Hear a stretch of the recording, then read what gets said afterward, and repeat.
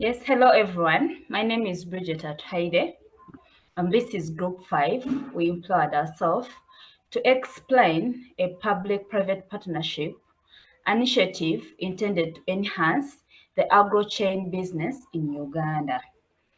This PPP is a Central Uganda cold chain and agro-logistics hub intended to improve the agricultural logistics, reduce food losses, but as well create local employment opportunities.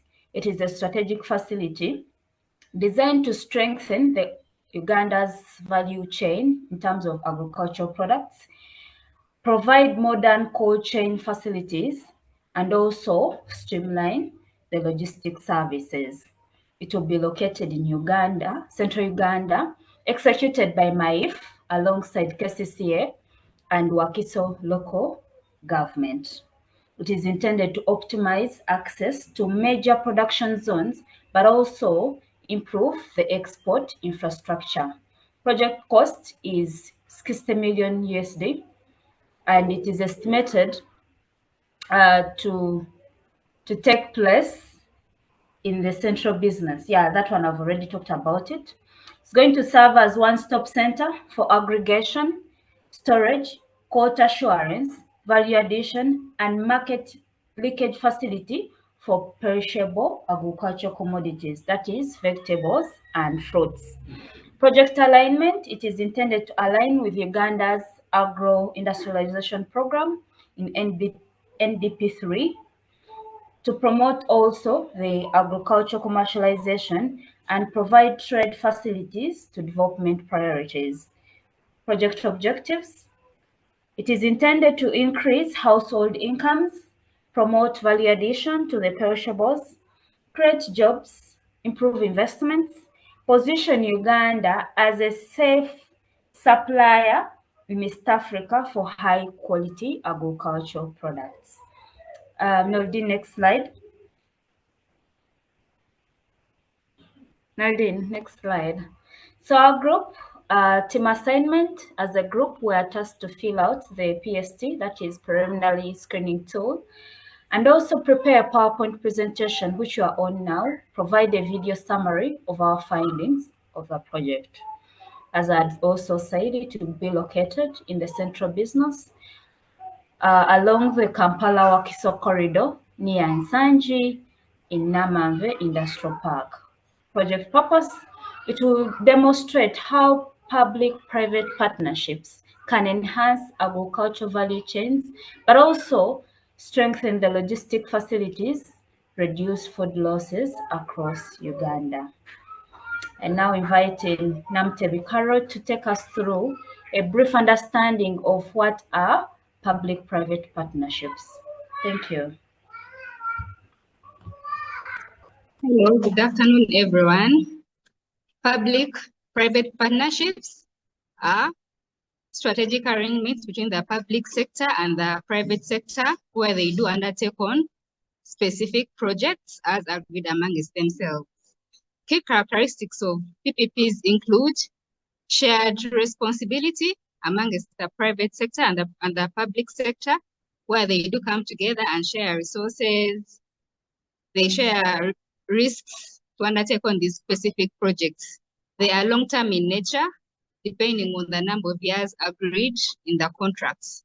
They usually run for 5, 10, 20, and more years. Their main emphasis is on service delivery, based on what has been agreed upon to be taken on. The different types of PPPs include the greenfield. This one, everything is new and they're starting on scratch. The entire project is new. We do have the yellow field, whereby they are maintaining it, improving on the project on board, as well as the brown field, whereby they are doing maintenance on them. The different types of contracts under PPPs include design build. Here, the private sector does build, designs and build the projects. We do have design, build, and maintain. The private sector designs, builds, and maintains the project. We do have build, operate, and transfer. Here, after the project has been accomplished, it is eventually transferred to the government entities. We do have the build, own, operate, and transfer. Here, the private sector will run it according to the time frame agreed upon in the contract. And when the time has elapsed, they do transfer it back to the government. We do have design, build, finance, operate, and maintain. This still, the entire process starts with the private sector doing the project itself, and it eventually hands it over to the government. There are functions as to why governments do engage in the private partnerships. The first function is raising finance. This is due to the fact that the private partnership arrangements do involve a lot of capital that the government entity itself may not be able to raise. So once it involves the private sector, they're able to raise the funds needed and the project is taken on. We do have a function of leveraging on the expertise from the private sector that may be lacking in the government. We do have shared risks whereby the government transfers the risk from its own hands onto the private sector that is undertaking on the project. We do have a function of improving public service delivery, which is also among the characteristics of the PPPs. When both parties come together, the service that is delivered is of greater quality. And of course, there is a function of innovation that the government is trying to tap into new ideas that it may not be having. So they do bring on the private entities on board and they do help, and the projects are run accordingly. There are various challenges and risks that may be incurred as we're taking on these projects. The first challenge that we can embark on is the finance issue, as well as the motive of PPPs is to bring these two entities, the private and the public, together to raise the required funds. The money required may still not be raised because these projects are so huge and complex in nature, whereby they do involve a lot of money. So that can be a big challenge as they're being embarked on.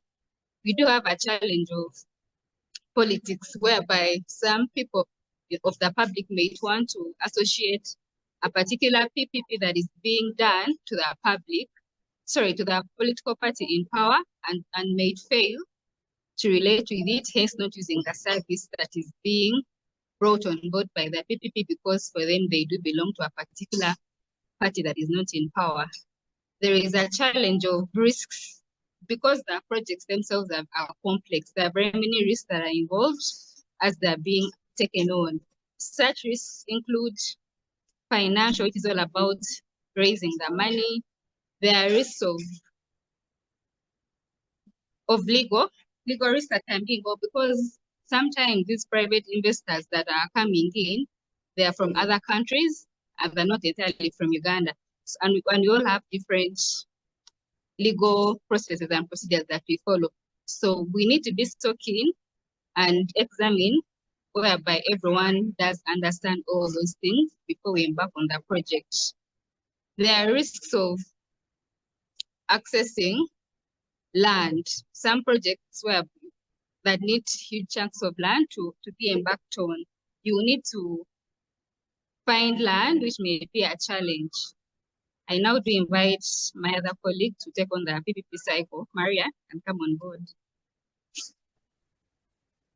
Thank you so much, Carol. Taking you through the PPP cycle, which starts with the project inception. Under the project inception, we look at project identification. Under this project identification, we identified a project that preserves perishable agricultural products like vegetables, fruits, and foods like cassava. Then still under the inception, we do a pre-feasibility study where we ensure that the project is sustainable and it is ready to kick off. And then still under project inception, we go ahead and do proposal preparation and project registration. Step number 2 of the PP cycle is feasibility study. Under the feasibility study, we undertake a technical feasibility under which we are looking at preserving agricultural products with a solar preservation system, which is of low cost due to because it is not involved, we don't involve in paying power costs, which are quite expensive. We do a financial feasibility study where we do value for money analysis and ensure that we are investing in a project that is going to bring return on investment. Then we do a socio-economic feasibility, and then under this, we look at how the project is going to benefit the society and the country at large. So society benefits through employment, and then vendors and farmers benefit by preserving their products. Then stage 3 is the procurement process, under which we do procurement planning, we do bidding, and then we do bid evaluations, and finally we do contract award and negotiation with the best evaluated bidder. Then the other stage, the last one, is project implementation, under which we do stakeholder management, which is done through effective communication. Then it is still done through trust building and establishing clear goals, and then managing people expectations. Thank you so much for listening. I'm calling upon my colleague Nordin to proceed with the presentation.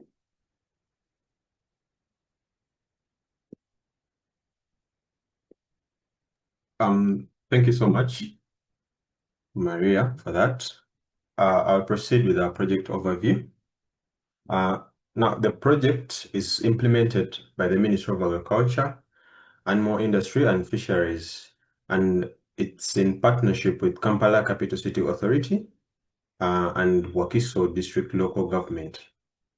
Our project focuses on construction, operation, and maintenance of a modern cold chain and logistics hub to support agro-industrialization along the Wakiso-Kampala corridor. The project will target stakeholders that include farmer cooperatives, warehouses, supermarkets, and exporters. It will require some land. In total, the project requires 5 hectares. Already 1 hectare is available, and 4 hectares will be acquired within as the project is being run. Thank you so much. I'll take you on to the next presenter. Thank you, Nordin. Thank you, Nordin. Under strategic suitability, here we are going to assess whether the project is appropriate for its intended purpose. The first point, we'll look at whether the project is aligned with the National Development Goals of Uganda. And yes, it is aligned with the National Development Plan 3 of Uganda, whereby it promotes value addition for the agriculture products, and it also promotes post-harvest management of the agricultural produce. The second issue the project tries to handle, it reduces the post-harvest losses of the farmers' products. The project addresses the current 30 to 40% post-harvest losses in the fruits, vegetables, and the dairy products. How does it do this? Through reliably storing this produce in the cold chain hub. Then the project also offers employment to the local communities who are located in that area where the hub is located at. And the location, as my colleague said, was the Kampala-Wakiso corridor. It gives jobs and employment, hence raising the local community's income.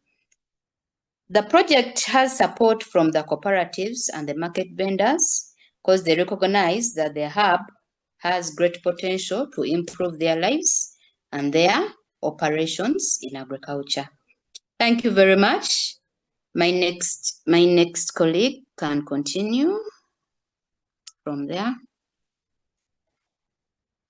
Thank you, Stella. This is Basara Gilbert, and I'm going to take you through the primary feasibility. Primary feasibility presents the core evidence that the project is not just a good idea, but a practical and investable one. It also assesses the project's likelihood of success across 4 key dimensions: technical, environmental, socio-economic, and financial feasibility. Technical feasibility. This confirms that the project can be physically built and operated using existing proven technology. The plan to use solar-assisted cold storage and modular Modular refrigeration system is a strategic choice. The system is proven in Kigali, Nairobi, meaning they have been tested and operation in similar East African climates and market conditions. At $6,000 per ton of capacity, this provides a concrete benchmark of budgeting. This figure suggests a clear understanding of capital expenditure required. Environmental feasibility assesses the project's impact on the environment and its suitability credentials. The project is described as a carbon negative. This is a powerful statement, meaning the project operations through its solar power generation will remove more carbon dioxide from the atmosphere than it emits. This is a significant advantage, making it highly attractive to environmentally conscious investors and development partners. Financial feasibility. Financial feasibility focuses on project's profitability and ability to attract private investment and repay its debts. 16% IRR, which is 16% internal rate of return, means that the project is expected to generate an average return of 16% per year over its lifetime. For example, if a company or an investor invests 1 million, meaning it will be equivalent to earning 16%. Project IRR of 12% is the financial return expected by the private investors who will finance the project. At 12% return is unattractive enough to bring in private capital without being excessively costly for the public. Debt service coverage ratio of 1.5. This is a key indicator of financial health. A debt service coverage ratio, the DSCR of 1.5 means the project is expected to generate 50% more cash than it needed to make its annual debt loan repayments. And the socio-economic feasibility. This assesses the project's direct impact on the people's livelihood, income, and the community welfare. Increase the farm gate prices and the producer surplus. By providing reliable cold storage, farmers are no longer faced to sell their entire harvests immediately after the harvest time prices, which are typically low due to market surplus. They can now store produce and sell it throughout the year when the demand and prices are high. Reduces 30 to 40% post-harvest losses. This is the core socio-economic benefit. Currently, nearly half of the fruits, vegetables, and dairy produce are lost after harvest, representing wasted labor, water, and land. Generates a direct employment. The project as the previous presenter said, the project will provide employment opportunity to the people in the society, both direct and indirect. For direct, can be made during the construction of the facility, operation and maintenance. Then the indirect jobs or opportunities to be in transportation, logistics, and packaging. Thank you. Allow me to invite the next presenter to talk about the risk assessment.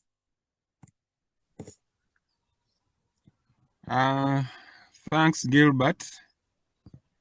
This is Samuel Kawanguzi, Group 5. I'll be taking us through the risk assessment. By risk assessment, we are looking at what has the potential to impact on our project. And here we are looking at the financial aspect, the local skilling, competition, foreign exchange, government support, and land acquisition. Under financing, we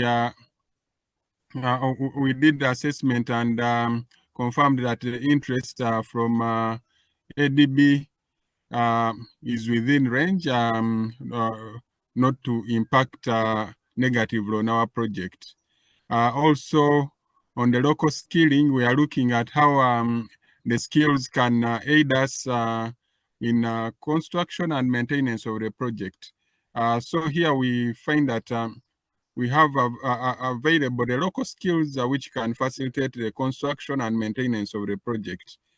Then under foreign exchange, we see that there is moderate exposure here, since depreciation is just 5% over the period of the project. Then competition, we are looking at the other projects which are within the 50-kilometer radius, and like my earlier colleague indicated, this project is along Kampala-Wakiso corridor, so it is affected by several projects in that range, like the Namamve area. We have the Kapeka area. So we are looking at that competition being presented by the other projects within that radius. Then under government support, government has a capping of capex of 20%. So we believe our project will be sustainable in that way, because we can fall under that capex cap of 20%. And like Nordine indicated, the project requires land of 5 hectares. We have so far acquired 1 hectare, and we need 4 more hectares to be able to deliver on the project objectives. So we need to assess how this will be catered for in the due course of the project. With that, I hand over to my colleague Samuel Tembo to take us through the fiscal assessment of the project.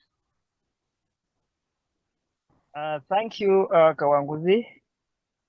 Samuel Tembo is my name, walking us through the fiscal assessment of our public-private partnership project. A fiscal assessment primarily assesses or evaluates the government's financial commitments, risks, and potential return. And principally, it means the impact of the project finances on government financial stability, and vice versa, the effect of government financial dynamics on the project. And it may be broken down in a number of sub-assessments, including physical impact analysis, which estimates the project's impact on government finances, including the capital expenditures, operating costs, and the revenue streams of the government. It may also look at the government supports, or identifying potential government support, such as capital grants or subsidies, to subsidize parts of the project so that it's financially viable, operating subsidies or revenue guarantees, or tax breaks or incentives, and then guarantees or risk sharing mechanisms.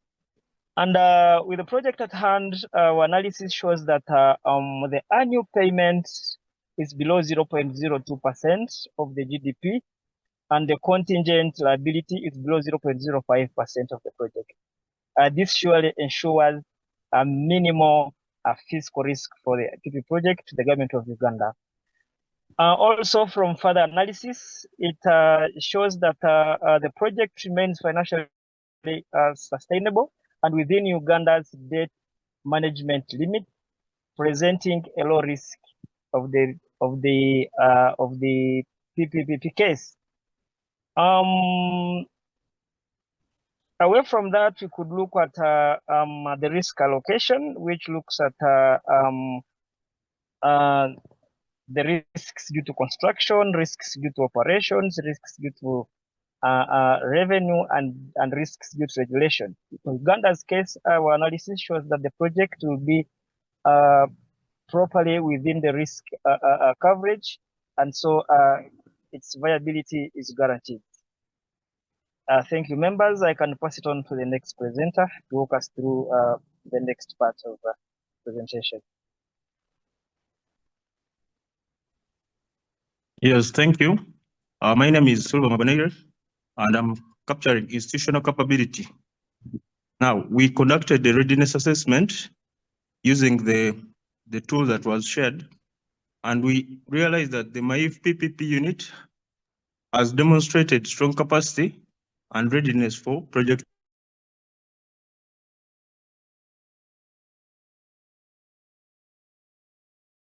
A dedicated PPP focal point. The unit has a dedicated PPP focal point with full-time commitment to project management.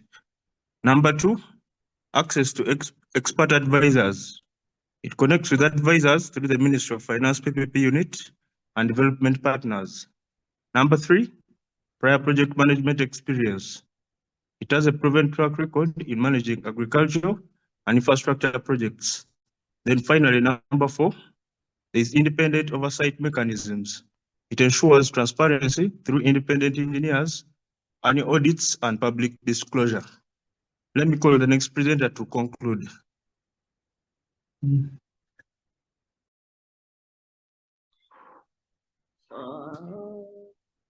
Thank you very much, all the previous presenters. I'm making a conclusion about our PPE project. In project readiness, we are looking at the stage at which the project is fully prepared to begin and fully prepared to execute. The Central Uganda Cold Chain project is strategically aligned, which means that the project is aligned with the national agricultural transformation, agriculture industrialization, and export promotion strategies.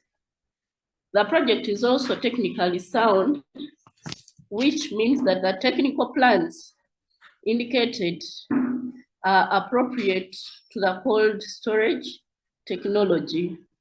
It is also financially viable, meaning that the project has strong economic returns.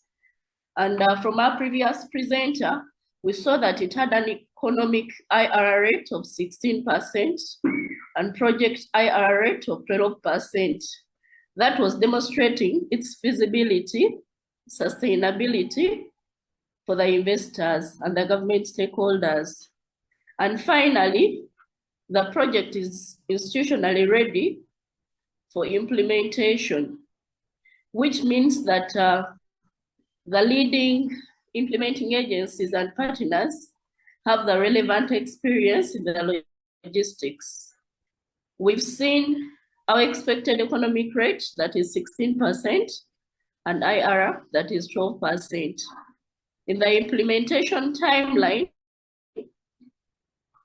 this project is going to be in phases. And in phase 1, we have the detailed feasibility study that is completed and undergoing final validation and approval.